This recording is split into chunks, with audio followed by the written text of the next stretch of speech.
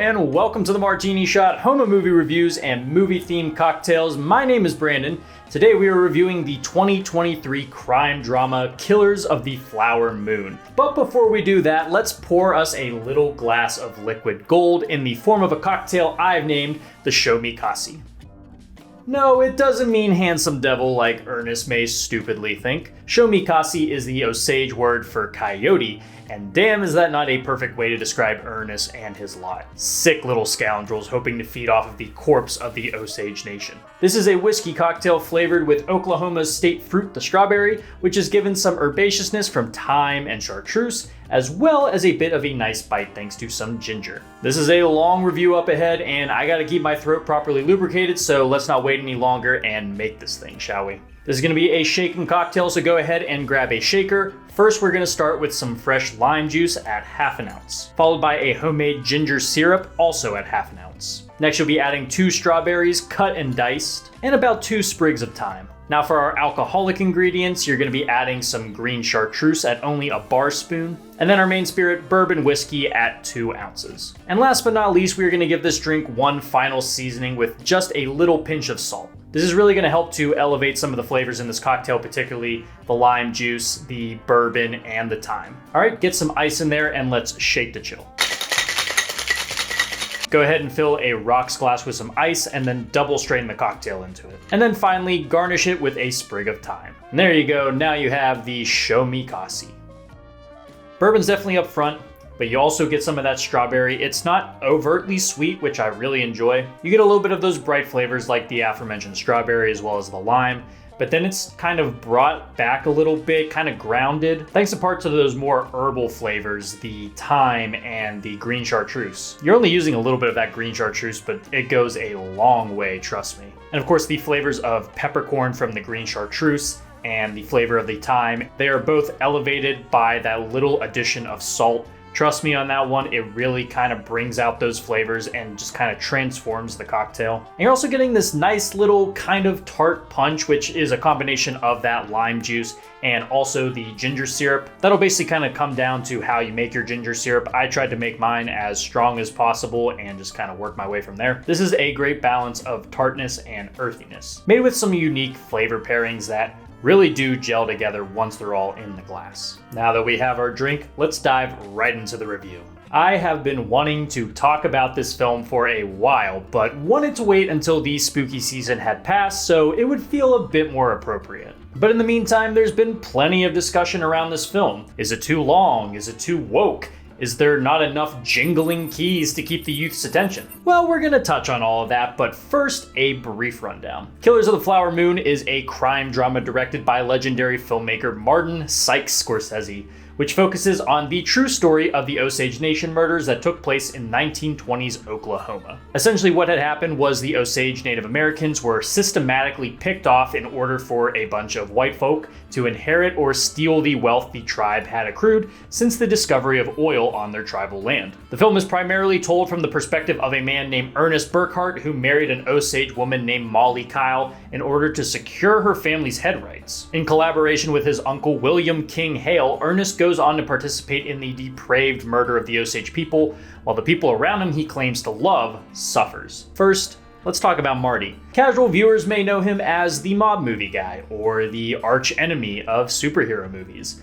Those are only bits and pieces of the man, however, as Scorsese's impact on film reaches far beyond that. While yes, he's most likely known for his bombastic critiques of organized crime and toxic masculinity with films like Taxi Driver, Goodfellas, Casino, and The Wolf of Wall Street, his expertise goes far beyond that niche. He's covered dark comedy in The King of Comedy and After Hours, horror films like Cape Fear and Shutter Island, as well as meditations on religion in the veins of The Last Temptation of Christ and Silence. Needless to say, he's an expert in his craft, delivering some of the most influential films of the last few decades, while continuing to champion film preservation and the fight to keep art over profit in the industry. He truly is a one-of-a-kind legend, and it's a bit sad to think we may only get a few more films from him. So in case you haven't really picked up, I really enjoy his work, and Killers of the Flower Moon is no exception. The film is more than just another crime thriller. It's an examination of corruption and evil, and how both can be left to grow and infect due to ignorance and apathy. It obviously speaks on the nation's relationship with its native people, while also offering a level of reflection and catharsis for not only our consumption of tragedy in the form of content, but potentially Scorsese's own hand in enabling that. On a technical level, the film is nearly unparalleled, with so much care going into every shot, every scene, and every bit of dialogue spoken, while the performances nail every bit of blunt realism and artistic nuance that's needed from them. While I do have some issues with the presentation and direction of this kind of story, it's still a damn fine film. Definitely one of the best of this year. Maybe even the best? Really, I shouldn't be surprised when a film including both Leonardo DiCaprio and Robert De Niro turns in fantastic performances. But here I am, being blown away by some of the best thespians of past and present. This film made me realize my favorite DiCaprio performances aren't when he's a Hollywood heartthrob or a maniacal psycho, but when he's just a straight-up idiot. There is quite the balance of stupidity and loathsomeness to DiCaprio's earnest, embodying someone who's easily manipulated but no less guilty for the crimes he ends up committing. Some people have made an argument that the film attempts to have you sympathize with Ernest, which, let's be honest, is a criticism Scorsese has had to deal with nearly his entire career. I don't think the film intends for you to sympathize with him, but to see the humanity in him, the fallibility. It grounds the character to real life and gives a glimpse at some of the true catalysts behind evil deeds. It's not always simple good and evil, black and white occurrences that are so easy to believe in. Ernest does plenty of bad things: robbery, conspiring to murder, secretive drugging, not because he's this simple cartoon villain. He's spineless, easily malleable, and terrible at following directions. It's these faults and weaknesses that drive him towards committing heinous acts, even though deep down as a person, as a human being, he knows they are wrong. So sympathetic? No. Layered and reflective of real life? Darn tootin'. But hey, if you want some evil, look no further than Robert De Niro's King. His performance is something vile, weaving a putrid web in such a nonchalant, inviting way. De Niro has so much presence here, easily turning in one of the best performances I've seen from him in a long while. He's a mastermind driven by the less layered addiction of greed, but the way he juggles his seemingly genuine affection for the Osage people with his ready and willingness to have each one of them killed is compellingly haunting. All these decades later, he's still finding ways to surprise me. Only this time it's with his performance and not by pumping out another kid at 79. There's a couple of smaller standout performances that get a little time to shine as well. Brendan Fraser comes in like a goddamn atomic bomb in his brief but memorable appearance, while other performances from Jason Isbell, Cara Jade Myers, and William Ballou all bring a little something special in their own right. But the performance that I, as well as most, found most impactful and surprising was Lily Gladstone as Molly Kyle. Not exactly an unknown, but certainly new to me, Gladstone is such an emotional force in such an underexpressed and honest way. She is essentially the conduit to which we experience the heartbreak and turmoil that came with the Osage murders. And Jesus, does she sell it, even without any real loud or overexposed moments. Witnessing her world be stolen while the people she thought were her allies plot her undoing in the shadows is a lot for someone to express in her performance, but Gladstone handles all of this in spades, emanating an energy that dominates every scene she's in. Many, along with myself, honestly wish we had gotten more of her, or heck, the film should have ultimately been from her perspective. I have a guess on why that isn't the case here, which I'll touch on in a little bit. The film sits at a heaping 206-minute runtime. If you've been watching my channel for a while, you know I'm a bit of a stickler when it comes to runtimes. Yet not a minute feels wasted here, due in part to impeccable narrative pacing and even engaging editing thanks to Scorsese alum Thelma Shoemaker. The length never really dwells on you until it's over, where I was left shocked that I was sitting there for 4 hours. I'm not kidding, this moved so briskly and remained consistently engaging throughout, with enough balance and variety to keep things interesting. There's a bit of humor which never really felt out of place or undercutting the serious nature of the film.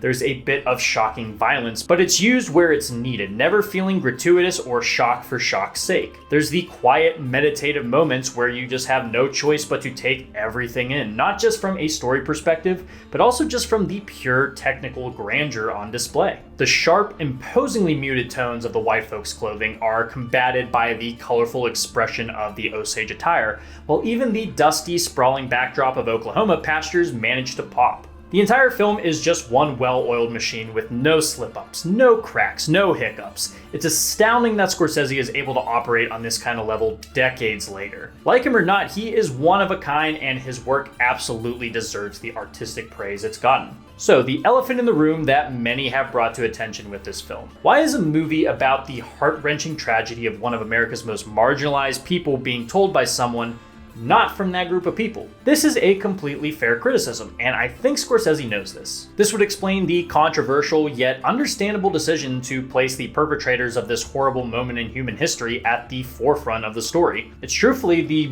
only version of this story Scorsese could tell in the way that he does. Now, would it be more fitting to have someone more closely linked to this history tell this story? I think so, and that's where my main critique of the film stems from. At times, it does feel like the Osage and their tragedy are used as set dressing, as props to be the lightning rod for the film's emotional drive. We get way more character insight and development from the killers and thieves than we do the people clinging on to hope and fighting against the erasure of their culture. That's the story that absolutely needs to be told. However, that is a completely different movie than what we're talking about now. Truth be told, Scorsese is the gateway, the spotlight, the reignition of interest for this story that, if all goes according to plan, opens the door for renewed interest that can give these marginalized voices the chance to tell their story. The fact that perhaps the greatest director of all time is the one to shove this piece of history into the public light is already phenomenal, but the film had to be told this way because it was the only right way Scorsese could approach it. Never is this more apparent than in the film's ending scene, which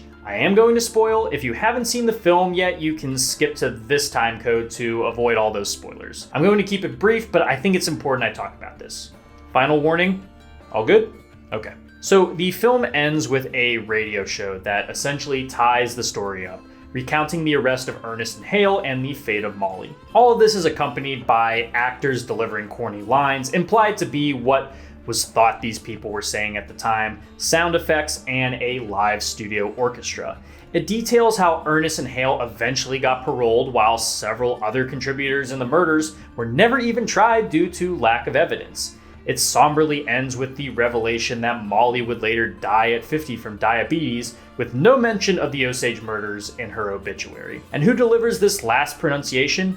None other than Martin Scorsese. Now, this might seem a little out of left field for some, kind of playing out almost like a Wes Anderson film in the last minutes, but what this is a reckoning. A reckoning for not only us as a society who hungrily gobbles up true crime, tragedy turned into our entertainment, but for Scorsese himself. Throughout his career, Scorsese has been vehemently accused of glorifying the live fast, die young world of organized crime and shocking violence that comes with it for years. But Scorsese's intent was always to critique this world, and the way he does this is by letting you in the driver's seat so you can experience the undeniable highs, but also the unavoidable lows. You gotta have a little taste of the drug before you can really understand its effects, you know? It's something a lot of people have caught on to over the years, yet those criticisms still linger. Even if it was never his intention to have his art interpreted this way, he still has to reckon with the effect it's had on the world, his fault or not. That's why I think it's so important he is the one to close the film out,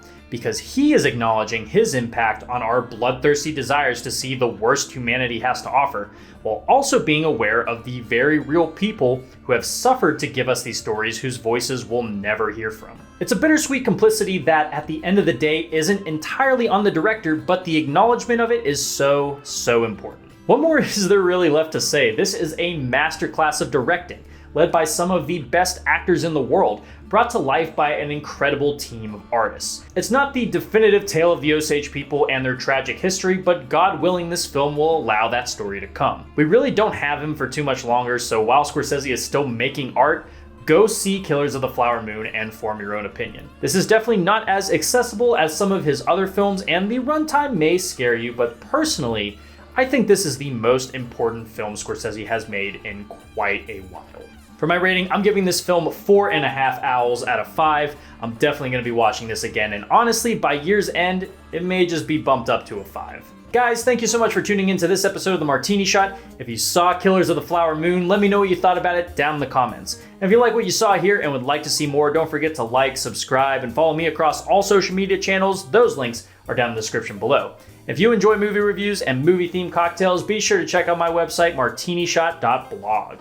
Until next time, thank you again for watching. I'll see you in the next one. Live deliciously, but please remember to drink responsibly.